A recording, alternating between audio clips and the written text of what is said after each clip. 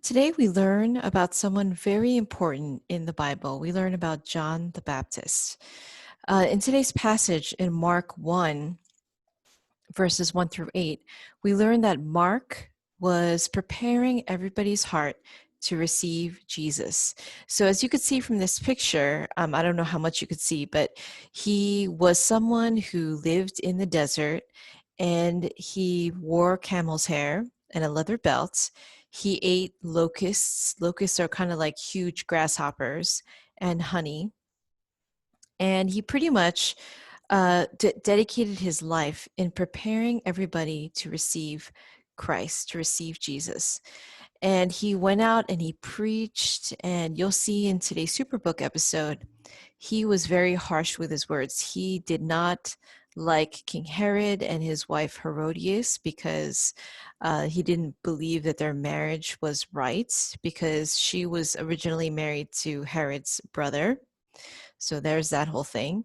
But he challenged all the Jewish people to look into their hearts and to see if they were ready to receive the coming Messiah. So he would say, don't depend on just you being the chosen people of God. Really look at your heart and see how you are living your life. And as you could see from this picture, people from all over went to hear him speak. And even people from Jerusalem, which was really far away, but they went all the way up to the Jordan River to hear him preach. And they were all baptized in the river.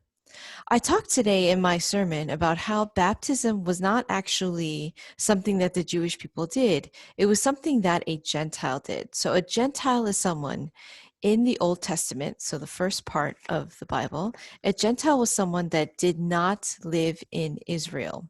So someone who didn't know the Ten Commandments, that didn't know God's law, and ended up living in Israel and wanted to convert to the Jewish religion. So they would go through something like a baptism. Now, John the Baptist, he was preaching to everyone saying that you need to be baptized because you are no better than a Gentile, because the way you are living your life, you are not living like the chosen people of God. You need to change. So people would come and they would baptize, which was really an act of humility, and it was a way for people to examine their hearts to see if they are ready. I don't know if you're ready for Christmas. I think Christmas has so many distractions. We think a lot about presents, we think a lot about Santa Claus and what we're going to get and what's on our Christmas list. My son is determined to catch Santa in the middle of the night. On Christmas Eve. So there's so many things going on, so many things that could distract us. But we know that the true meaning of Christmas is not presents, is not Santa Claus. The true meaning of Christmas is to celebrate Jesus's birthday and Jesus coming into the world. And that's why Christmas is a really special time. And I would like us all to to look into our hearts and to see if we are ready for Christmas. Are we just thinking about all these other things, or are we ready to celebrate the birthday of Jesus? And I would like everyone to think, what ways can you give a gift to Jesus?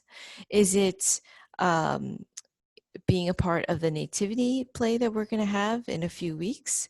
Is it doing something nice to your parents? Is it serving your fellow siblings?